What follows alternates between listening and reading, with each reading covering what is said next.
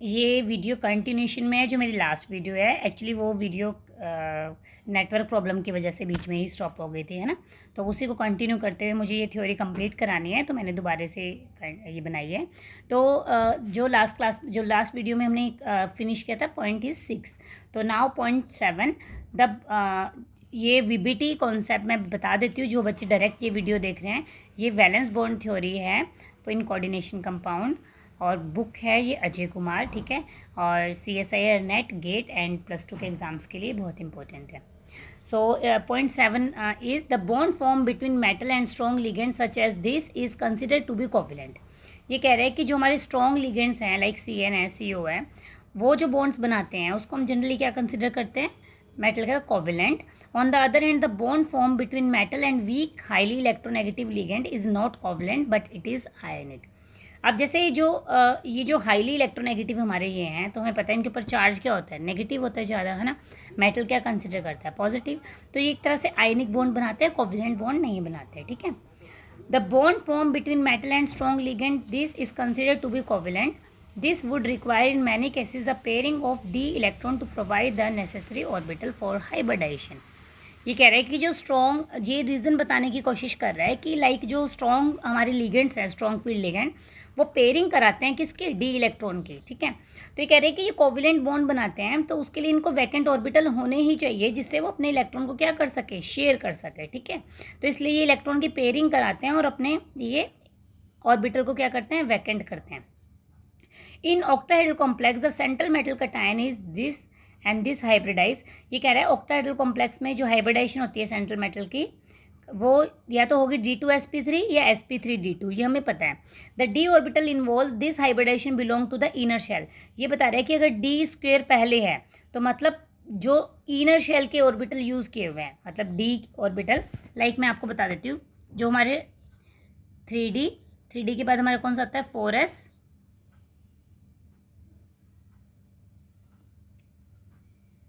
3d, 4s, 4p से पहले हमारा 4p, उसके बाद फिर से हमारा 5s, फिर इस तरह से d ऑर्बिटल आता है एक और हमारा, है ना। ये हमारा 1s2 कॉन्फ़िगरेशन अगर मैं लिखूँ 2p6 3s2, ठीक है।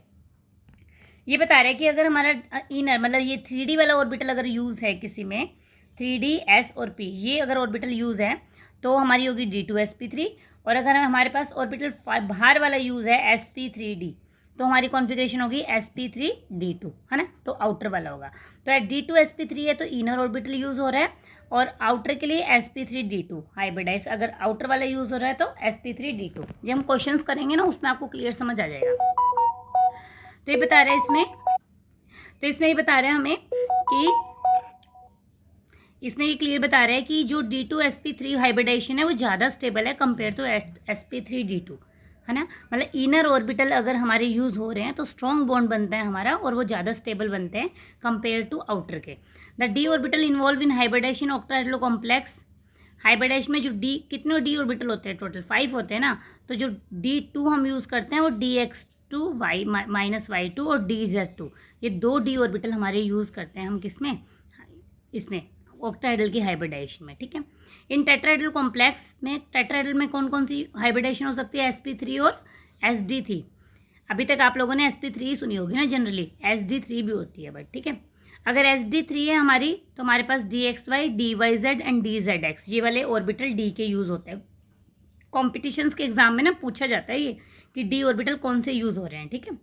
अगर स्क्वायर प्लेनर हमारे पास है तो उसकी क्या होती है, dsp2। उसके अंदर जो हमारे p तो 2 है और 1d है, जो d यूज़ हो रहा है डैट इज़ dx² - y², और p यूज़ कर रहे हैं हम px एंड py, ठीक है। उसके बाद है in case of second and third series transition metal complex the d orbital involve hybridization are inner orbital, this because the outer orbital become too diffuse to bond well. ये कह रहा है कि in case of second and third series, अगर transition metal d, जो d block है हमारा, उसके अंदर अगर कोई सेकेंड सीरीज या थर्ड सीरीज का ट्रांजिशन मेटल कॉम्प्लेक्स है, फर्स्ट वाले को छोड़ दो, ऊपर वाले को, उसके बाद हमारी ये होती है स्कैंडियम वाली, सेकंड हमारी और थर्ड। अगर सेकंड और थर्ड हमारी यूज़ हो रहे हैं, कोई मेटल हमारा यूज़ हो रहा है, तो उसके अंदर हम मैक्सिमम इनर ही यूज़ करते हैं, ठीक है। इनर ही बनाते हैं और बॉन्ड आउटर नहीं बनाते। द कॉम्प्लेक्स हैविंग वन और मोर अनपेड इलेक्ट्रॉन आर पैरामैग्नेटिक। अगर अनपेड इलेक्ट्रॉन है किसी कॉम्प्लेक्स के पास तो वो क्या कहलाएंगे हमारे पैरामैग्नेटिक, और अगर अनपेड नहीं है तो वो क्या कहलाएंगे डायामैग्नेटिक। ठीक है, उसके बाद है हमारे ये इस तरह से दोबारा बता रखा है कि sp अगर है लीनियर, ये पहले भी पढ़ी थी हमने, तो 180 डिग्री एंगल है, s और px यूज़ होगा। sp2 है s px py 120 degree angle, trigonal planar. ठीक है, ये टेबल एक बार हमें देखनी है। sp3 हम पढ़ के आए हैं, टेट्राहेड्रल के लिए है, जिसके अंदर हम यूज़ कर रहे हैं s px py pz। sd3 का भी बताया था, dxy dyz dzx, this is tetrahedral. Square planar के लिए sp2d या फिर dsp2, है ना, ज़्यादातर हम ये वाली पढ़ते हैं dsp2 square planar. Angle is 90 degree, s p is px py, और d का देखो x और y यूज़ हो रहे हैं ना, तो d का भी x और y वाला ऑर्बिटल यूज़ होगा। एग्जाम्पल हो गया हमारा निकल साइनाइड। उसके बाद हमारे पास sp2d है अगर, तो सेम ऑर्बिटल तो हमारे सेम ही यूज़ हो रहे हैं स्क्वायर प्लेनर में भी। उसके बाद हमारा जो ये है हमारा ऑक्टाहेड्रल का इंपॉर्टेंट है, d2sp3 एंड sp3d2। ठीक है, तो px py pz और d के ये दो ऑर्बिटल यूज़ होंगे, x और z वाली, और सेम हमारा इसके अंदर है। ठीक, और एक बार हम देख लेंगे 5 के लिए भी, dsp3 अगर 5 ट्राइगोनल पिरामिडल, तो px py pz मैक्सिमम में x और y वाले ही यूज़ करते हैं हम। ठीक है, रेयर केसेस होते हैं जो हमारे दूसरे ऑर्बिटल्स यूज़ होते हैं, तो विद एग्जांपल्स के साथ हम ये देखेंगे।